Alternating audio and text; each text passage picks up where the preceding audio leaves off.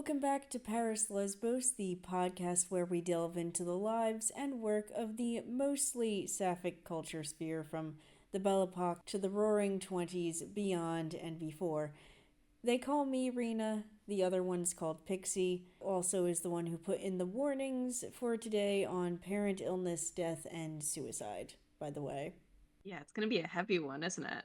I mean, we're dealing with the Soviet Union, early Soviet Union, and then Stalin era. Basically, we're going to detour to Russia today, and we're only just barely starting in Tsarist Russia before World War One. So, a completely chill and normal time. Born in September 1892 in Moscow, Marina Tsvetaeva was the daughter of a professor and his second wife who was 21 years younger than him. The calendar is different from the current one, though, so the month may be different across sources. At one point, he lectured on Latin at the Moscow University in the 1870s. Her mother, meanwhile, had been a pianist at one point. Also, her mother had hoped for a boy and was disappointed at the birth. Marina's own upbringing was typical for this podcast: governesses, 3 languages, so French, German, and Russian. But her parents were also involved with walks and hours spent reading to the children rather than leaving them completely to servants. So you say the children, she had siblings?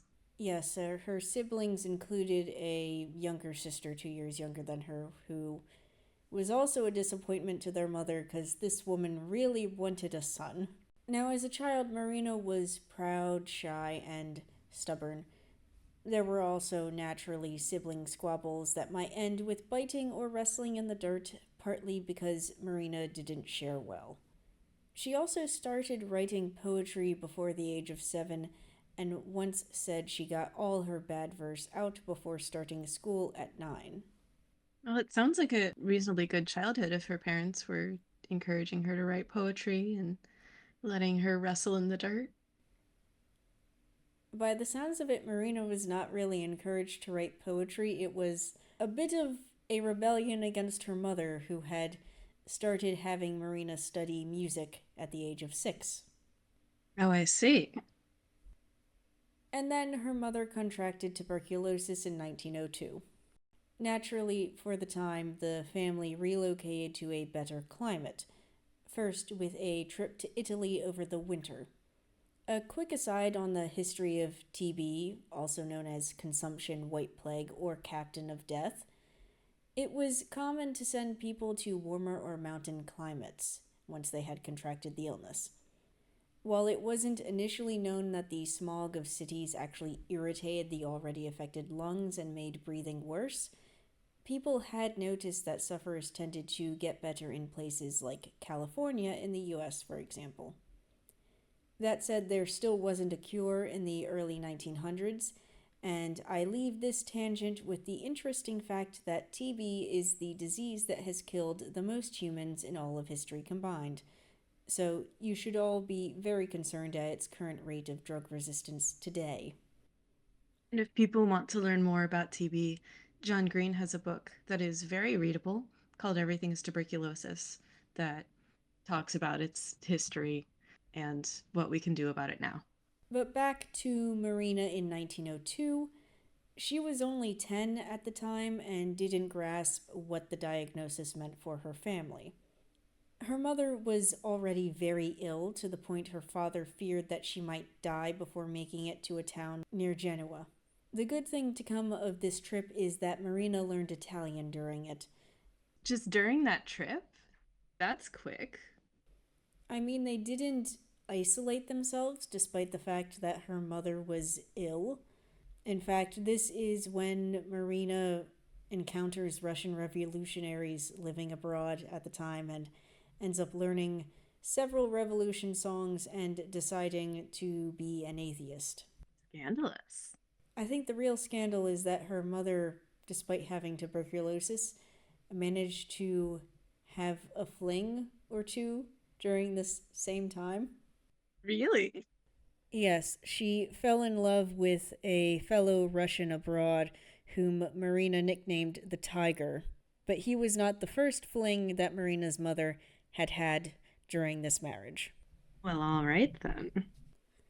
However, despite the better climate in Italy and the fact she still had a social life and affairs, Marina's mother did not improve enough to return to Russia, which is why Marina was sent to school in Switzerland, specifically a boarding school in Lausanne. Marina hated it before she arrived and then liked it once she got there. While the courses were easy, there was the discovery that Marina was nearsighted and needed to start wearing glasses. She also went from an atheist to a Catholic due to the school's influence. Must be a good school then. Unlike the Catholic boarding school that Romaine Brooks was sent to, which was decidedly not a good school and the type that will make you abandon religion entirely. That winter was spent at a different boarding school near the Black Forest, and then came a third different and very dull, by the sounds of it, boarding school that was also in Germany. I bring that one up because it was apparently so boring that it drained Marina of her Catholicism. I love how just the quality of the school is what affects her relationship to religion. Now, unfortunately, during this time, her mother caught a chill and ended up in a sanatorium. Meanwhile, two other relatives back in Moscow also died of tuberculosis. I will also mention there is, over time, a continued interest in the brewing Russian revolutionaries, which her conservative mother looked askance at. Meanwhile, her father did not care for politics and was busy with a sick wife. This fascination was partly teenage rebellion against her parents, and her mother's illness didn't help as it caused a larger wedge than typical teenage reactions do. I can see that because the stakes are rather higher than in most teenage rebellion situations. Things only worsened in 1906. Her mother had a hemorrhage and took to her bed. She ate very little. Both parents knew death was coming. The best doctors came in. After 2 months, her mother could get out of bed and walk to the terrace, but she had difficulty swallowing. It turned out to be a very painful death, and Marina was only 14.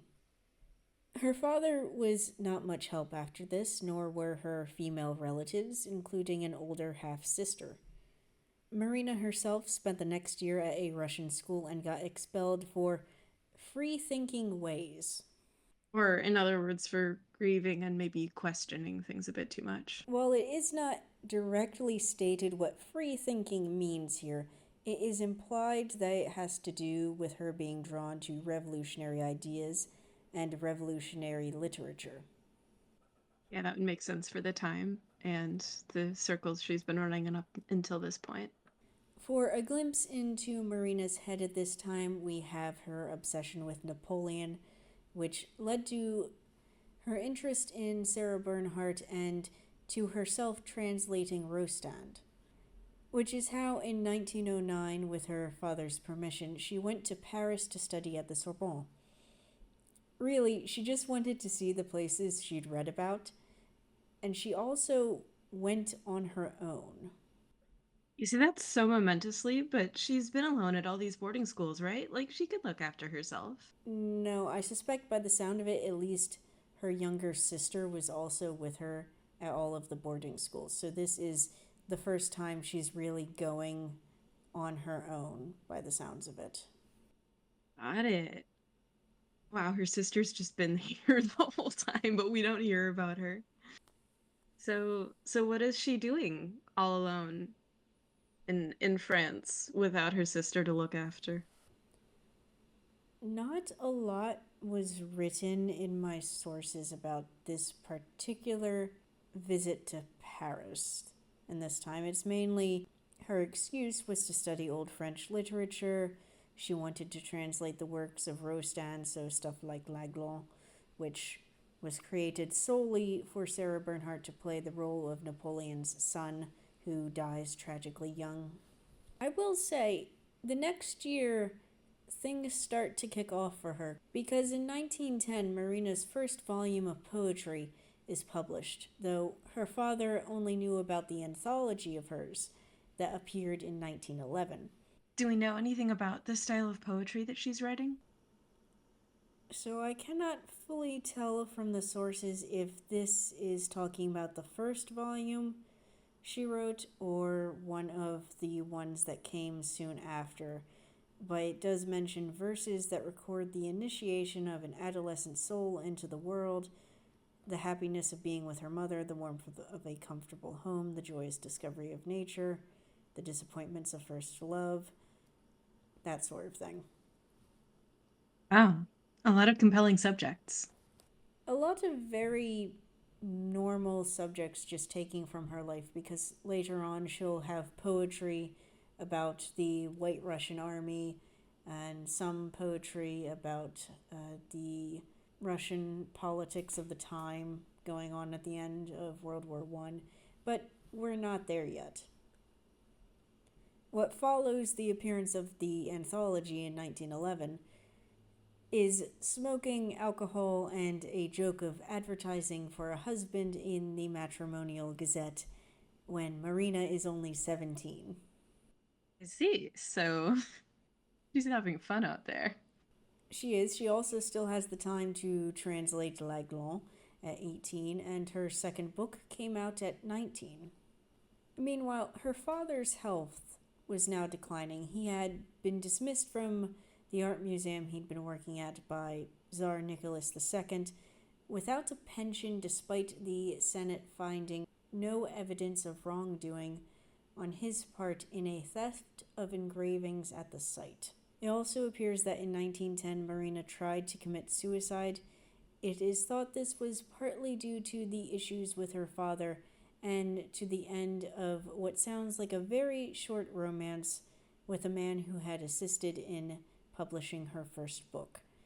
This might also have been why she did later on the joke advertisement for a husband in the Matrimonial Gazette, a form of rebellion and possible gallows humor, creating an odd mix.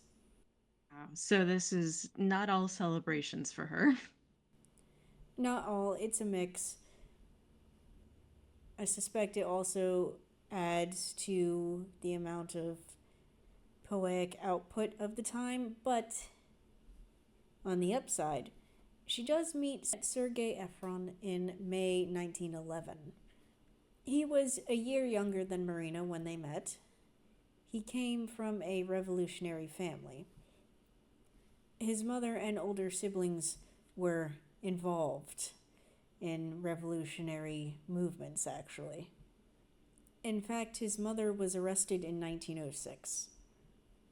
As it was her second arrest and her family managed to bail her out, she fled with her older son abroad. After said son committed suicide in Paris, she followed in despair. Sergei's father had died earlier in Paris as well. Marina thought Sergei resembled a medieval knight.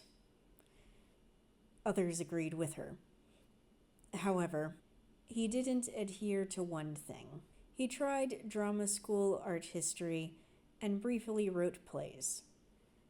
Some who knew him later called him a nice man, but weak. You could do whatever you liked with him. I don't know. That sounds like it would be appealing to a lot of women. We will see in future, though, how this can backfire dramatically. As to Marina and Sergei at this time, they bonded over not having mothers as teenagers. And then they got married in 1912. How old were they at the time?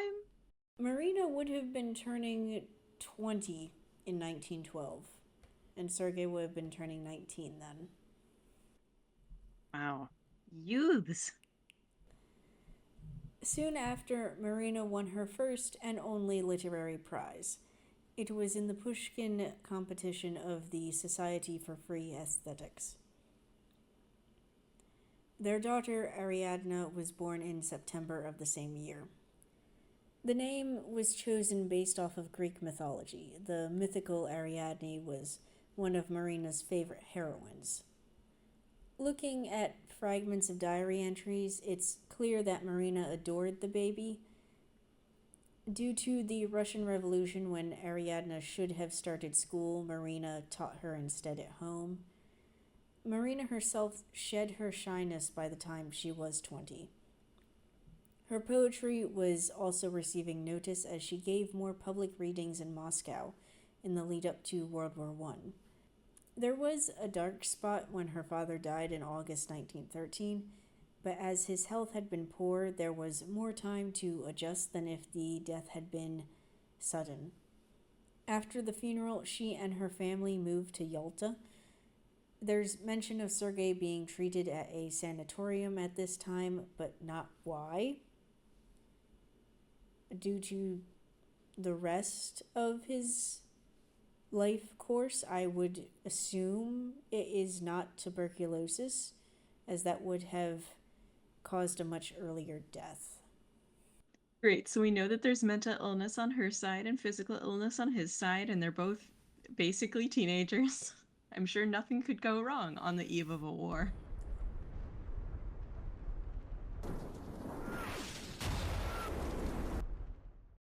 A lot. And not because of what you're thinking. So, World War I arrived at the end of summer 1914 when they were back in Moscow.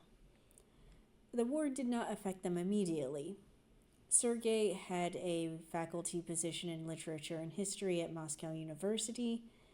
That fall, Marina met the poet Sofia Parnok, and it turned into love at first sight. Wait, what? Yes, that is how it was described in the source material. Sapphism out of nowhere. Okay, go on. A very tumultuous 18 months followed with many ups and downs and a resulting 20 poems. There are some people who believe the later letter to the Amazon is attributed to this time. However, that work is a short prose work in French that occurs years later when Marina is in Paris. And who do we know in Paris who's nicknamed the Amazon? Oh, it could be anyone. If you are confused, there is a running through line in the majority of this podcast that Natalie Barney, nicknamed the Amazon, tends to show up, and it's never where you expect. Unless you expect her to be literally everywhere. So how is Marina's husband feeling about this whole deal? What's he doing in this time? So, Sergei may have known about this. In fact, he may have willingly got out of the way of this affair. However, before we get into that, I do have to mention how by 1915 it appears that Sergei was serving as a nursing orderly on a hospital train, which enabled Marina to move in with Sophia for a time. Now, Marina herself didn't stop liking her husband. In fact, she felt torn between the two of them. Now, back to what Sergei thought. Despite becoming a medical orderly, possibly to get out of the way of this affair, friends also wrote that he may have had his own affair during this time. I've found no more info than that whisper about it, though. Okay, but so this might be kind of a polyamory thing that they're trying out. Yes and no. It does not appear that Sergei was ever aware of how many affairs Marina had and who all with. Though this one with Sophia does end in February 1916 when Marina felt burnt out by all of it. She then has another affair with a different poet named Mandelstam during the second half of the Great War. She sometimes refers to him as Divine Boy in her writings. Meanwhile, Sergei left the hospital train in summer 1916, was drafted into the army, and then sent to junior officer school. I was thinking that nursing orderly is much different from literature and history faculty. Um, had the orderly job been a way to avoid getting drafted up until this time? I cannot fully tell that from the sources I have, because we did, as I said before, go over some of his friends thought that he became a medical orderly solely to get out of the way of his wife's lesbian affair. So there may be a cause and effect relationship, but we cannot know that. He goes through training and he's then sent to a holding battalion in early 1917, which just worsened a difficult pregnancy for Marina at the time. Now, news of the Russian Revolution in St. Petersburg, then called Petrograd, reached Moscow on February 27, 1917. The next day, telephone lines were cut and workers started striking. According to one book, there was no rioting that day. Tsar Nicholas II then abdicated on March 3rd. And Marina's still in Moscow? Marina is still in Moscow. In April, she gives birth to a second daughter, Irina. Marina herself was disappointed as she had wanted a son. This is quite the ironic No. parallel to her mother. Sergei eventually ends up back in Moscow as a military instructor, but his health is poor by then. Soon after, food began to run out in Moscow. Now, thankfully, Marina and her children are not in Moscow at the time when the Second Revolution and street fighting occurred. She got to be horrified reading the details in newspapers instead, as Sergei's unit was defending the Kremlin. Casualties were listed in the thousands. Naturally, she panicked over this, and at one point she wrote that she would follow Sergei anywhere if he lived. He did, and she did follow him for the rest of her life, including back to the Soviet Union 20 years later. Now, this next section may surprise you given what we've said of his family, but Sergei was actually determined to fight the Bolsheviks. Yeah, I was wondering about that. He's been like in the Russian army fighting against revolutionaries when his family is like a revolutionary family. What's the deal with that? So, for those who don't know, there's sort of two revolutions. The first overthrow of the Tsarist government is then overthrown after that, actually. So there's that at play. And second, Sergei tends to flip flop from what I have seen in the source material. So either way, Sergei now joins the White Russian Army, and he and Marina end up separated for 3 years during the Russian Civil War. At 25, Marina was now alone with two small children in a city where the bank ran out of money and food and fuel started to disappear. By the end of 1919, she sold everything that she could of what she owned as she prepared to leave the city. And at this point, you say the city, she is in Moscow again, or she's in a different city? She was not in Moscow at the time.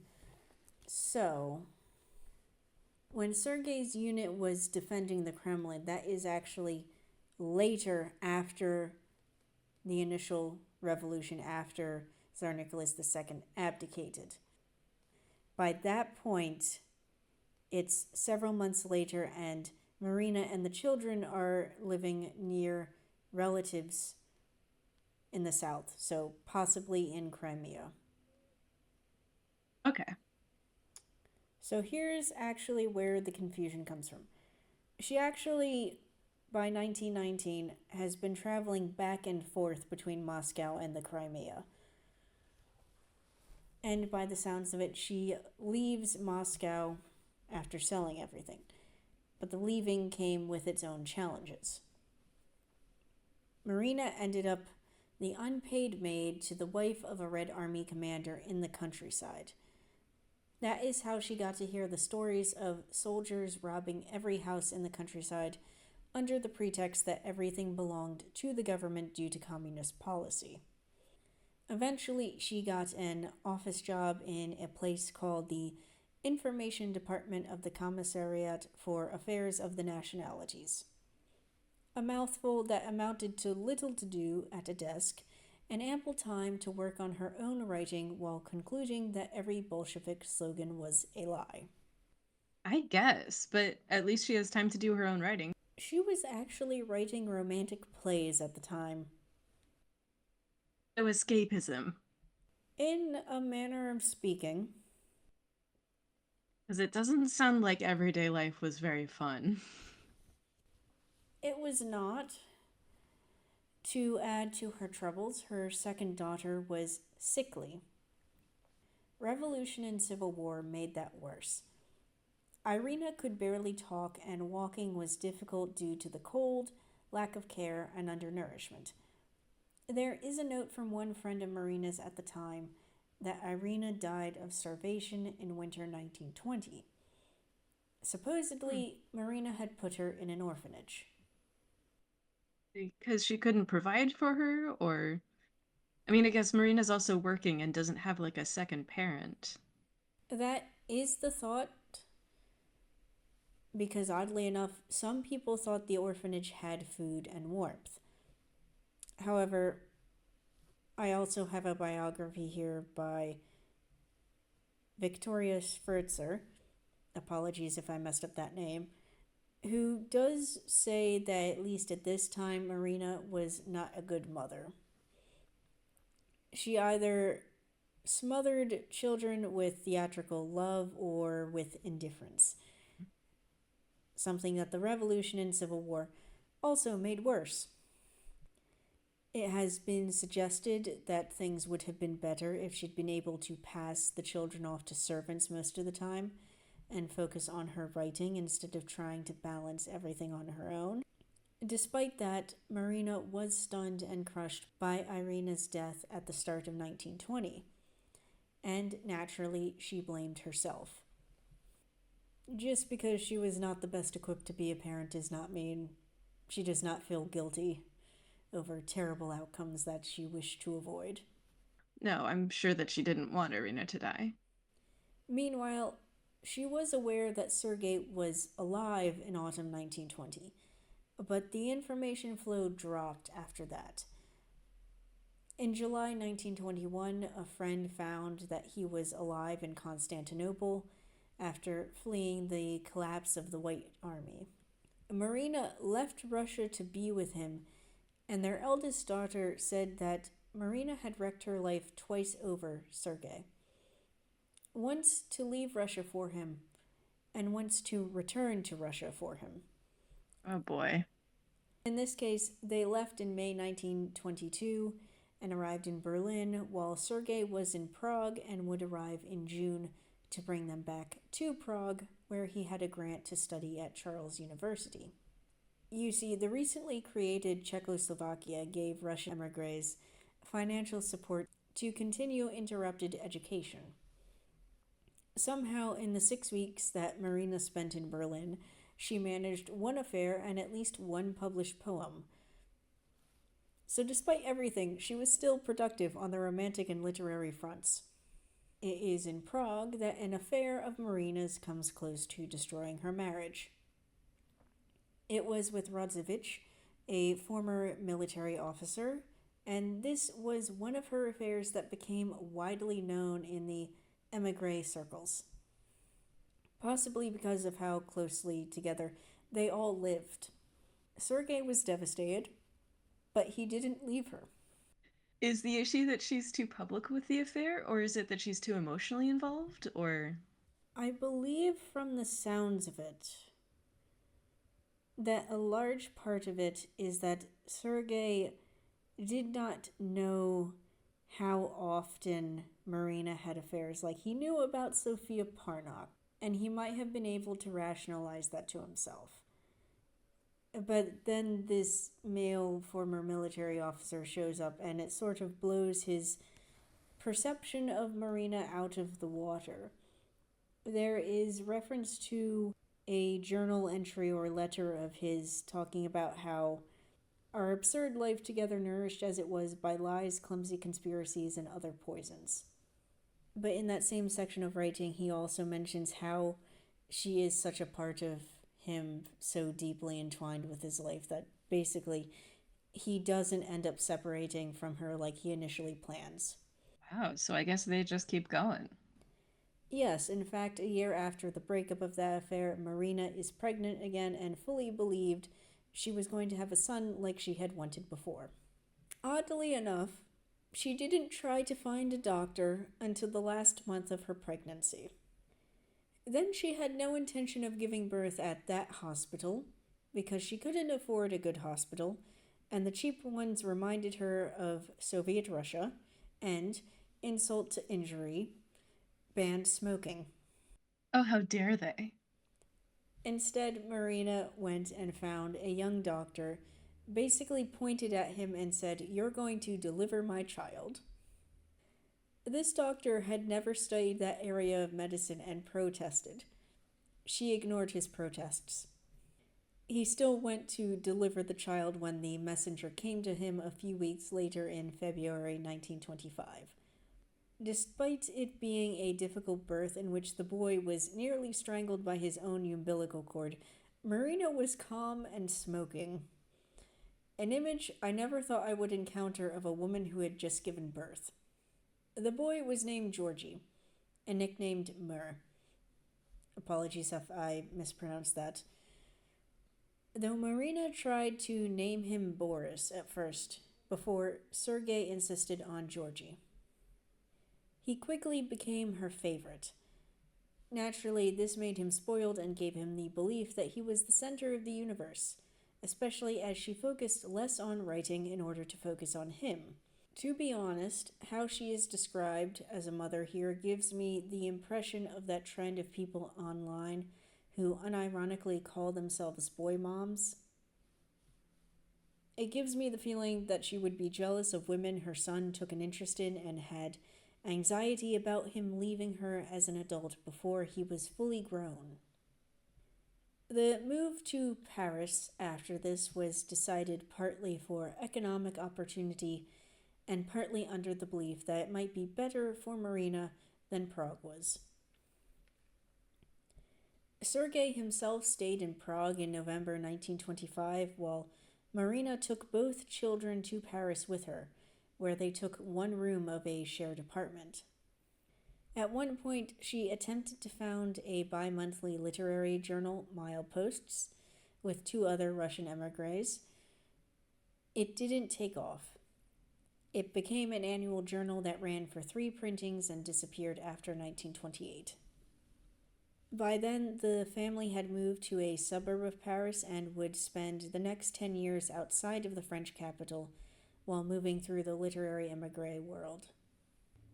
During that time, Marina only published one book, After Russia 1922 to 1925.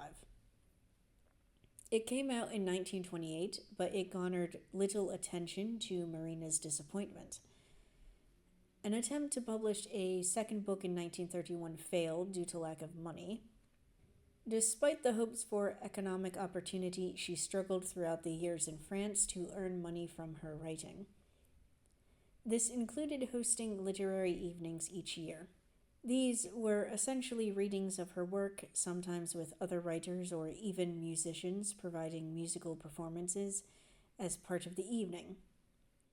Do we know if at this time she is connected in with the Paris Lesbos world that we know from the podcast? I think it is likely because people did drop in and out of Natalie Barney's literary salon, for instance, and several of the other literary salons at the time. Add in the fact that there is that letter to the Amazon that she writes in French at this time, and the fact she spends quite a bit of it musing about lesbian relationships. Marina's letter to the Amazon is known to be writing to Natalie, essentially debating thoughts about lesbian relationships. It just is not discussed as that in every source book or source material. Some people will leave that out, some will interpret it differently. Similar, if you want to think about it, some of our audience might remember this. There's one writing of Natalie's that everyone likes to attribute to being about Renee Vivian, but when you really look at it, it makes way more sense if it's about Lily de Gramont, both thematically and timeline wise. I guess some people just aren't educated.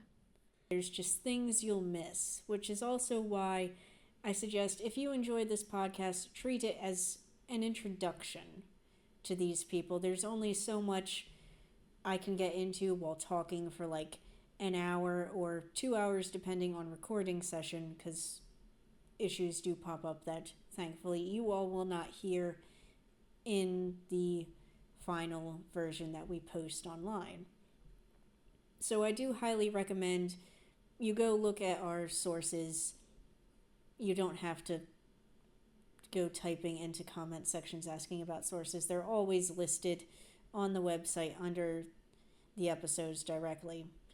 And you can use that as the jumping off point to go deeper into any of our subjects that you find interesting. That said, back to Marina's story. I will not say for certain if there was ever an affair there, though, if that's what you're asking. Got it. As to Sergei, he also struggled. At one point, he went to a cinema photography school and earned a diploma to be a cameraman, but he found no work with it. He then became a physical laborer and lost that job soon after. In effect, Marina was the main breadwinner on top of doing the housework. Now, as we move into the early 1930s, Sergei became involved in Paris's Eurasian movement, which is a political philosophical movement that says Russia is neither European nor Asian. It has its own distinct culture, way of being, that sort of thing. During this same period, Soviet agents were infiltrating this movement abroad in the emigre world to direct the activities of the movement. It is suggested that Sergei was bought by such an agent via the promise of returning to Russia, as homesickness had begun by this point, in addition to the economic troubles of the family. As a result, he became an organizer for the Paris Union for Return to the Motherland. The idea of returning was popular among the young who had lived most of their lives abroad. But Marina also missed Russia, but her eyes were more wide open. Remember, she only left Russia for Sergei.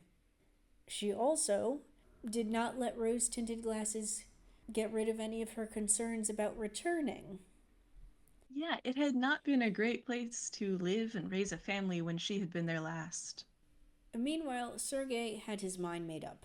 In fact, he applied for a Soviet passport in 1932. However, he had still not received it in 1933, which made Marina happy. Unfortunately for her, the children had the same ideas as their father. They wanted to go to Russia with him, which was a tipping point for her. This is why in March 1937 her daughter left Paris for the Soviet Union on a Soviet passport. Her return was fine. She got a job as a translator and lived with a relative. However, soon after, Sergei was accused of being involved in the murder of a Soviet agent who had refused to return to the USSR. During this, it was also revealed that Sergei had been a recruiter for the International Brigade in Spain as the Spanish Civil War was occurring at the time. It was illegal in France to recruit for that brigade. This led to the Paris police interrogating him, but he disappeared after this, possibly with Marina's help to get out of France. Marina herself was also interrogated, but she was clean and released with 0 charges. She didn't have to disappear. She just had to deal with being rattled and stuck only with her son in France. In fact, it's only through her son telling her news that Marina heard of Germany annexing part of Czechoslovakia in 1938. And that event plays a part in her decision to return to the Soviet Union. That plays a part in her decision to return to the Soviet Union. Another part, of course, is the fact that her family is now split between the USSR and France at the time. Marina and their son joined Sergei and their daughter in the Soviet Union in June 1939 in housing owned by the government outside of Moscow. This breathing room did not last. Their daughter was arrested on August 28, 1939 on espionage charges and sentenced to 8 years of labor. Sergei was then arrested on October 10, 1939. He would be shot in 1941. We know if they actually were doing espionage? I cannot tell for certain. I think in Sergei's case, part of it is the fact he was implicated in the murder of that Soviet agent, because that same source says that he would have been shot or sent to a labor camp in the USSR if this had occurred there instead of France, which makes me think that plays into it for Sergei.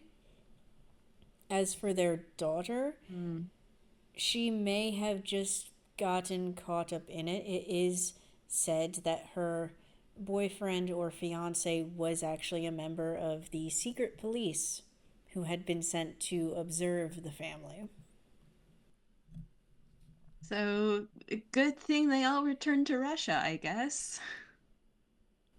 This is why I did mention at the beginning those content warnings, partly due to Soviet Union at this time and under Stalin's reign. So, how's Marina holding up after this? She and her son were thrown out of housing and were then living with a relative who was living in only one room of what had once been her own apartment. Being labeled part of a family that was an enemy of the people now limited Marina's ability to work, as well as the fact that the Soviet literature world forgot she existed after 17 years abroad. It was only through old friends that she found any work to scrape by on. Part of the problem was that Marina refused to bend and kowtow to government censorship. World War II did not help any of this naturally. Her son and his friends watched bombs and tracer bullets fly from a rooftop instead of taking shelter. Marina was driven up a wall by anxiety and fear over this and memories of World War I. She tried to move to a different city in response. It required residency permits, paperwork, the slow churn of bureaucracy. For those who have seen Young Indiana Jones and the episode where he's a spy in Vienna in World War I and has to have a telephone and spends half the episode running comedically from government office to government office, it's a bleaker version of that here. Marina became convinced her son would be better off without her. That with her and Sergei gone, their son could start over, that he would be clean in Soviet eyes. As a result, she committed suicide on August 31st, 1941. Her son would later die as a Soviet soldier on the Eastern Front in 1944, and her daughter would spend approximately 16 years in Soviet labor camps. So, it sounds like suicide was not the rational decision she had hoped.